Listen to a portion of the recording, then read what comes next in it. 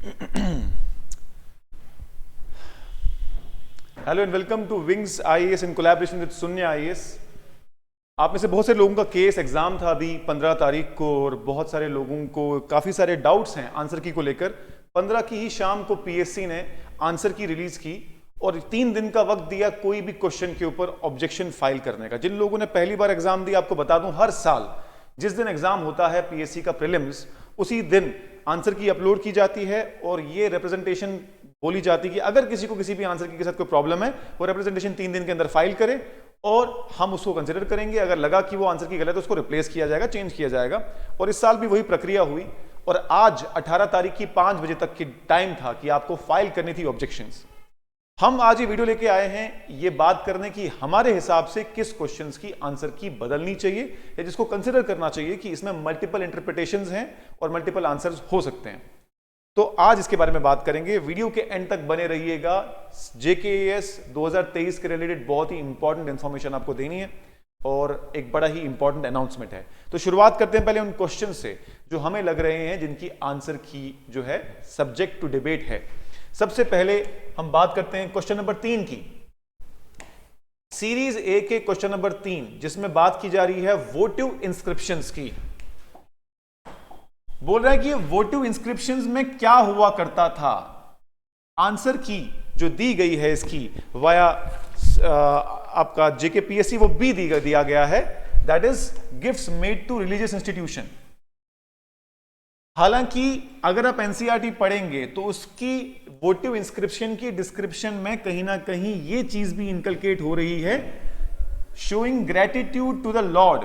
जब ये Kings कंसरकेशन ceremony किया करते थे कहीं ना कहीं वो उसके एलिमेंट्स भी वोटिव इंस्क्रिप्शन में मेंशन हुआ करते थे, तो ये कंफ्यूजन हो सकती है। सो इसके 2 आंसर आने की प्रोबेबिलिटी है। This should be considered. अब मुझे नहीं पता आप लोगों में से बाकी लोगों का ओपिनियन क्या है। इफ यू थिंक कि कुछ और इसमें एक्सप्लेनेशन है तो don't forget to write into the description box और कमेंट सेक्शन, ताकि हमको भी पता चले आप क्या सोच रहे हैं। सो पहला क्वेश्चन तो ये है। दूसरे क्वेश्चन की बात करें, क्वेश्चन नंबर 16 है आई गेस। 16 में बात की गई है कैबिनेट मिशन प्लान की। कैबिनेट मिशन प्लान या फिर इंटरिम गवर्नमेंट के बारे में बात की जा रही है यहां पे। इसमें पूछा गया था कि इनकरेक्ट क्या है, विच स्टेटमेंट इज इनकरेक्ट। और मेरी रिक्वेस्ट है पीएससी से कि जब भी ये इनकरेक्ट आप पूछते हैं एटलीस्ट इसको हाईलाइट करना चाहिए या फिर इसको एटलीस्ट यूपीएससी की तरह इटालियन में लिखना चाहिए ताकि दूर से दिख जाए। तो यहां पर तो सिंपल सेम ही दिख दिया था, तो काफी लोगों को कंफ्यूजन तो होती है। अब देखिए इसमें इनकरेक्ट, पहला तो इनकरेक्ट डेफिनेटली है, cabinet mission plan implicitly accepted Pakistan demand to the Muslim League, ये तो गलत है। दूसरा सही है पर तीसरा भी गलत है, यानी interim government was formed under cabinet mission plan by Congress members alone नहीं है, सिर्फ कांग्रेस नहीं थी कैबिनेट मिशन प्लान में।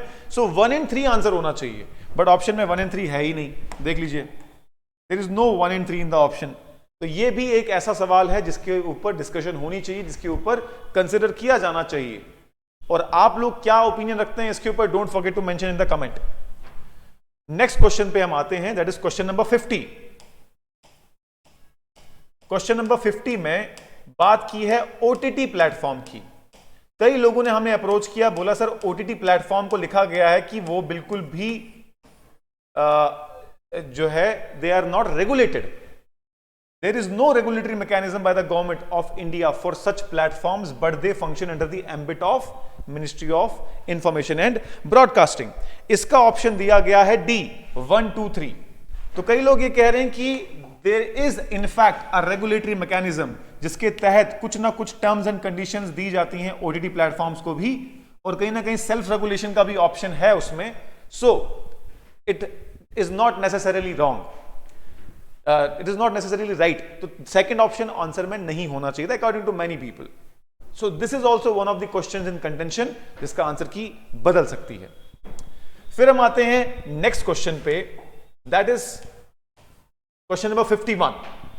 ये क्वेश्चन की आंसर की बताई गई। ये क्वेश्चन पूछ क्या रहा है, पहले ये पूछ रहा है कि the axis of earth is incline to the plane of ecliptic at an angle of 66.5 degree. That is correct, बिल्कुल सही ऑप्शन है ये। कई लोग कंफ्यूज हो रहे हैं कि ये 23.5 डिग्री होना चाहिए था, हालांकि that is not the case. वो आप सोच रहे हैं कि अर्थ ये है, अर्थ का इक्लिप्टिक प्लेन ये है, तो इस प्लेन के कंपैरिजन में जो एंगल बनता है दैट इज 66.5 डिग्री। जो आप एंगल बोल रहे हैं 23 डिग्री का, वो बनता है with respect to the perpendicular to the ecliptic plane. बात समझ में गई ना? तो ये स्टेटमेंट सही है। दूसरी स्टेटमेंट कह रही है all parts of globe don't have equal day and night through out the year. तो इसको जो पीएससी ने रॉन्ग माना है, और पढ़ने से तो ये समझ में आ रहा है स्टेटमेंट से कि पीएससी ये बोल रही है कि पूरी अर्थ पे सब जगह पूरे साल बराबर अर्थ यानी बराबर डे और नाइट नहीं होते। तो बात सही है, पूरी अर्थ में पूरे साल में बराबर अर्थ नहीं, डे नहीं होते, इक्वल डे इक्वल नाइट नहीं होता है। तो स्टेटमेंट तो सही है। सो आंसर तो आना चाहिए था कि A is correct, R is correct, but R is not right explanation of A. But answer की में आर को रॉन्ग माना गया है।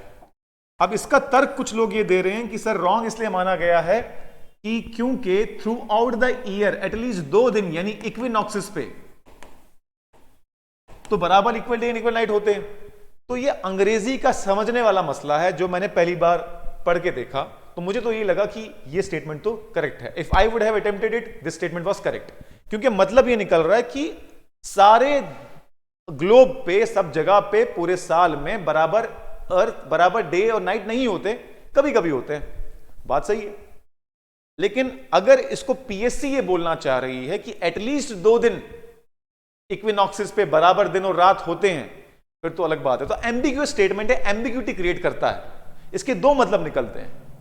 तो I think according to me the answer should be B not C, because इसका मतलब तो वही निकल रहा है कि पूरे अर्थ पे पूरे ग्लोब पे पूरे साल में कहीं पर भी बराबर इक्वल डे इक्वल नाइट नहीं होता थ्रू आउट ईयर। समझ रहे ना आप? सो नेक्स्ट क्वेश्चन पे हम आते हैं, that is question number 100। Question number 100, question number 100 ये बोलता है टनल के बारे में है। ये बोलता है कि एक स्ट्रैटेजिक बहुत ही इंपॉर्टेंट टनल है, जिस टनल का नाम पूछा जा रहा है और उसके रिलेटेड कुछ स्टेटमेंट दिए जा रहे हैं। कहा जा रहा है it is a part of Balipara Charduar Tawang road, one of the key strategic projects near Chinese border. Number 2, it is located in the West Kaméng district of Arunachal Pradesh. Number 3, the Border Roads Organization is executing the project. अब ये 3 statement एक tunnel के लिए तो true हैं, वो है सेला tunnel, और यही आंसर की में भी दिया गया है। बट एक्चुअली यही तीनों स्टेटमेंट नेचीफू टनल के लिए भी ट्रू हैं। नेचीफू टनल भी बालीपुरा चंदौर तवांग रोड का पार्ट है। नेचीपुरा भी वेस्ट कामेंग डिस्ट्रिक्ट में आता है, और नेचीपुरा को भी बॉर्डर रोड ऑर्गेनाइजेशन ने ही बनाया है, नेचीफुआ। इसका मतलब यह हो गया कि इसके भी मल्टीपल आंसर्स हैं। अगर आप पीआईबी में सर्च करेंगे इस टनल के बारे में तो आपको सारी इंफॉर्मेशन मिल जाएगी कि ये तीनों स्टेटमेंट नेचीफू के लिए भी ट्रू है और सेला के लिए भी ट्रू हैं। इनफैक्ट ये दोनों पार्ट हैं, कनेक्टेड हैं आपस में। सो ये क्वेश्चन भी डिमांड करता है डिस्कशन, ये क्वेश्चन भी डिमांड करता है कि इसकी आंसर की पे गौर फिक्र किया जाए। तो आप में से जितने लोगों ने भी रिप्रेजेंटेशन फाइल की है, मुझे उम्मीद है कि इन क्वेश्चंस पे जरूर कुछ ना कुछ एक्शन होगा। उसके अलावा भी अगर आपको कोई क्वेश्चन दिख रहा है जिसमें आपको आंसर की गलत लग रही है तो जरूर बताइएगा हमारे कमेंट सेक्शन में। तो आगे बढ़ने से पहले मैं आपको बता दूं कि प्रीलिम्स हो ना हो आपका, पहले तो मैं दुआ करूंगा जिसने भी मेहनत की है अच्छे से उसका जरूर प्रीलिम्स हो। पेपर बहुत ही अजीब था, बड़ा ही अनएक्सपेक्टेड अनकन्वेंशनल था, और मैं ये नहीं कहूंगा कि कोई अच्छा पेपर था, क्योंकि एक यूपीएससी एस्पिरेंट से नीट लेवल की, नीट जेई लेवल की फिजिक्स केमिस्ट्री और बायो एक्सपेक्ट करना आई डोंट थिंक कि ये सही है। 15-20 क्वेश्चन, मैं मानता हूं डिफिकल्ट क्वेश्चन आप डालिए, लेकिन 15-20 क्वेश्चन सिर्फ और सिर्फ साइंस से, बेसिक साइंस से, 11वीं-12वीं की साइंस से एक्चुअली पढ़ने में कोई प्रॉब्लम नहीं है। प्रॉब्लम यह कि यूपीएससी में ये पैटर्न नहीं, यूपीएससी में साइंस एंड टेक्नोलॉजी पूछी जाती है, बेसिक साइंस इतनी लेवल की नहीं पूछी जाती। This is the problem with the pattern which is being followed in the JKPSC. अब मान लीजिए कि आप अगले महीने, अगले साल जो नेक्स्ट अटेम्प्ट आएगा उसमें आप बेसिक साइंस पढ़ लेते हैं, मान लीजिए 11th-12th की, और अगले साल नहीं आता, फिर क्या करना है? या तो पैटर्न फिक्स हो कि इस एग्जाम में ऐसे सवाल आएंगे, पिछले साल नहीं आए, उससे पिछले साल भी नहीं आए, 2 सालों से, जैसे 3 सालों से इनफैक्ट जो 3 एग्जाम नए पैटर्न पे हुए, उन नए पैटर्न पे तो बेसिक साइंस इतना नहीं आया, या तो बेसिक साइंस इतना आया होता तो लोग प्रिपेयर कर रहे होते, या फिर एटलीस्ट यूपीएससी इस पैटर्न पे पूछती तो हमारा फायदा हो जाता कि हम पीएससी के लिए भी पढ़ रहे हैं और यूपीएससी के लिए भी पढ़ रहे हैं। ये पैटर्न तो वहां फॉलो नहीं होता, तो ये प्रॉब्लम है। और ऐसा पेपर बनाना जिसमें layer after layer after layer के बारे में सवाल पूछा जा रहा है, तो आप रुकें कहां। हम यूपीएससी या केएस की तैयारी में बोलते हैं it is not important to know what to study, but it is important to know what not to study. अगर हर चीज पढ़ने पे आगे तो एक हर टॉपिक के लेयर के अंदर के लेयर के अंदर के लेयर को पढ़ने आए तो 3 साल भी इसके लिए काफी नहीं है। हाउएवर फिर भी मैं कहता हूं कि कुछ क्वेश्चन तो ऐसे थे जो सबसे सॉल्व होने चाहिए थे, और कट ऑफ भी कहीं ना कहीं 60s की रेंज में एक्सपेक्ट किया जा रहा है कि 60s की रेंज में आएगा। और रिप्रेजेंटेशन जिन्हें फाइल की है, अगर आपका 60 आपके मार्क्स कम हो रहे हैं इन कीज की वजह से, तो आपको डेफिनेटली रिप्रेजेंटेशन फाइल करनी चाहिए थी। और अगर आपने नहीं भी की तो मैं जानता हूं पर्सनली बड़े सारे लोगों को जिन्होंने ऑलरेडी कंट्रोवर्शियल सवाल पे रिप्रेजेंटेशन फाइल कर दी है। अब मैं बताता हूं आपको कि अगर आपका गॉड फॉरबिड प्रीलिम्स नहीं भी होता है, फॉर एग्जांपल, पहले तो होना चाहिए, अगर नहीं भी होता है तो आप याद रखें सीरियस कैंडिडेट वही है जो प्रीलिम्स, मेंस और इंटरव्यू की तैयारी तीनों को दिमाग में रख रहा है। अगर आप कंफ्यूज हैं कि आप बॉर्डर लाइन पर हैं, सेलेक्ट होंगे कि नहीं होंगे, तो आपको ये ध्यान रखना चाहिए कि तैयारी मेंस की शुरू कर दीजिए। ऑप्शनल नहीं पढ़ा तो ऑप्शनल पढ़ना शुरू कर दीजिए। अगर आंसर राइटिंग नहीं की है तो आंसर राइटिंग करना शुरू कर दीजिए। Answer writing is the key to the mains exam. और हमारे टॉपर स्टॉक सीरीज में आप देखेंगे हर टॉपर ने आंसर राइटिंग के लिए बहुत ज्यादा स्ट्रेस दिया है। और मैं आपको बताऊं कि we are very happy that in collaboration with Sunia IAS we are bringing that level of professionalism to Jammu, that level of test series and that level of mentorship to Jammu.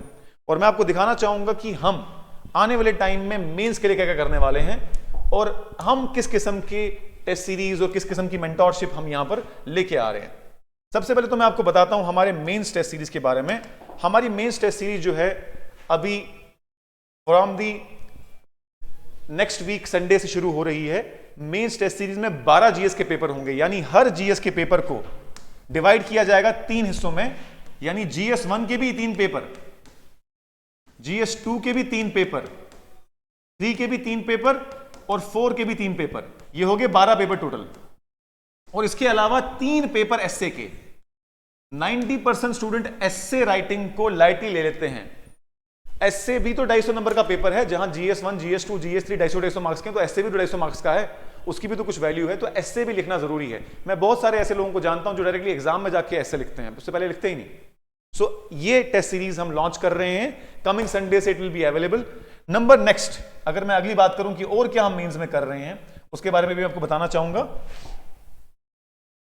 Sociology optional, PSIR optional, agricultural optional, public administration optional, ये सभी optionals की video courses हमारा launch होने जा रहे हैं according to the new pattern of JKPSC. और ये सारी फैकल्टी, दिल्ली की फैकल्टी जो यूपीएससी लेवल तक की पढ़ाई करवाते हैं वो करवाएंगे। और विद इन दिस 2-3 मंथ्स जो पीरियड हमें मिला है मेंस के लिए, उसमें आपका पूरा ऑप्शनल हम विद प्रैक्टिस खत्म करवाएंगे। एग्रीकल्चर ऑप्शनल इन पर्टिकुलर एक ऐसा ऑप्शनल है जो एक अंडरडॉग है, जिसमें लोग समझ नहीं पाते। अगर आप अभी भी ऑप्शनल को लेके कंफ्यूज्ड हैं, क्योंकि केएस में मेंस का फॉर्म भरते वक्त आपको ऑप्शनल लिखना होता है, तो आप हमारे सेंटर कभी भी विजिट कर सकते हैं। हमारे जितने भी सब्जेक्ट एक्सपर्ट्स हैं वो आपको हेल्प करेंगे आपके ग्रेजुएशन बैकग्राउंड, आपके स्ट्रेंथ के हिसाब से आपको ऑप्शनल चूज करने में। सो ये सभी लॉन्च होने जा रहा है हमारी इन collaboration with Sunia IAS Jammu centre पे। उसके अलावा अगर आप बात करेंगे जीएस फाउंडेशन की, जिन लोगों ने पहली बार प्रीलिम्स दिया विदाउट प्रिपरेशन, तो हम आपको बता दें कि जीएस फाउंडेशन भी हमारा बैच कमिंग 25 अक्टूबर से शुरू हो रहा है, नया बैच। और सारी की सारी फैकल्टी दिल्ली से है, सारा स्टडी मटेरियल, सारा कंटेंट, सारा मेंटरशिप उसी लेवल का है जो दिल्ली में प्रोवाइड किया जा रहा है, ऑल ओवर इंडिया प्रोवाइड किया जा रहा है by Shunya IAS, which we are going to do here. तो जो भी आपकी क्वेरीज हैं, डिस्क्रिप्शन बॉक्स में एक गूगल फॉर्म है, उसको भरिए, या फिर कॉन्टैक्ट नंबर है उस पर कॉल करिए, you will get all the detail you want. उसके अलावा भी आप अगर कोई भी कोर्स नहीं ज्वाइन करना चाहते, उसके अलावा अगर आप सिर्फ गाइडेंस के लिए आना चाहते हैं, तो most welcome to our Jammu branch in green belt park, Gandhinagar. Google map से आप सर्च करेंगे तो आपको मिल जाएगा। और अगर पेपर के रिलेटेड आपका कोई भी डाउट है कि आपको लग रहा है कि और भी कोई आंसर की चेंज होनी चाहिए, तो हमें जरूर कॉन्टैक्ट करें, डिस्क्रिप्शन बॉक्स में उसका डिटेल भरें, और साथ में हो सके तो डॉक्यूमेंट्री एविडेंस का कोई लिंक भी प्रोवाइड करें। We will definitely bring it on और हम डिस्कस करेंगे। जाने से पहले मैं सीसैट के 3 सवालों पे भी बात करना चाहूंगा। हालांकि सीसैट पे कोई सवाल उठ नहीं रहा, सारे लोगों का सीसैट पास हो चुका है, बट कुछ लोग मेरे पास आए जिनके उन 3 सवालों की वजह से उनका सीसेट पास नहीं हो रहा, उसके लिए मैं वो डिस्कस करना चाहूंगा आपसे सीसेट के बारे में भी। तो अगर मैं बात करूं सीसेट के पेपर की, सीसेट के पेपर में जो ट्राइंगल वाला सवाल था, जो रेक्टेंगल वाला सवाल था कि कितने रेक्टेंगल बनाने हैं, उन दोनों की आंसर की में कहीं ना कहीं चेंजेस की जरूरत है, क्योंकि उसके आंसर मैच नहीं कर रहे हैं। मैं आपसे भी दिखा देता हूं आपको कौन सा क्वेश्चन है। आई एम श्योर कि तकरीबन जो हमारे कॉम्प्रिहेंशन है वो सबने कर दिए होंगे, बहुत ही ईजी आए थे। बट जहां तक बात की जाए मैथ्स की और रीजनिंग की, कुछ लोगों की प्रॉब्लम हुई वहां पे। So I would like to show you कि किस क्वेश्चन में जो है कुछ आंसर की मैच नहीं कर रही थी या फिर आंसर की बदलनी चाहिए। तो पहले तो रेक्टेंगल का नंबर ऑफ रेक्टेंगल कैलकुलेट करने की बात की गई थी, ये वाला सवाल। इसका आंसर की जो है वो चेंज होने की बात की जा रही है और ये बोला जा रहा है कि इसके आंसर मैच नहीं कर रहे हैं। तो बात सही है, इसके नंबर ऑफ ट्राइंगल ज्यादा आ रहे हैं और उसका आंसर गलत दिया हुआ है। इसके बारे में जो है डिबेट होनी चाहिए और इसमें अगर आंसर की चेंज हो सकती है तो होनी चाहिए। उसके अलावा मैं बात करूं दूसरे क्वेश्चन पे जिसमें आंसर था ही नहीं, वो ये सवाल था। इसका आंसर आना चाहिए था MN27, लेकिन ऑप्शन में MN27 था ही नहीं। तो ये सवाल भी है जिसके बारे में जो है डिस्कशन हो रही थी कि भाई इसका भी ऑप्शन चेंज होना चाहिए। उसके अलावा एक और रेक्टेंगल वाला सवाल है जिसमें जो ऑलमोस्ट वैसे ही सवाल था जैसा हमने अभी दिखाया आपको, उसके ऊपर भी आंसर की मैच नहीं कर रही। ये वाला सवाल है। इसमें जो आंसर की दी गई है, आई विल टेल यू कि आंसर की में क्या दिया गया है। 93 में C दिया गया है, हालांकि इसका कई लोग बोल रहे हैं कि D आंसर है। तो आप लोग कमेंट में बताइएगा कि ये सही है कि गलत है, और we'll accordingly ask our faculty member to take the answer. So thank you so much everyone for joining. We'll be back with some more interesting news and a lot of content videos. तब तक के लिए जुड़े रहिए, subscribe करिए, share करिए, and thank you so much for your precious time.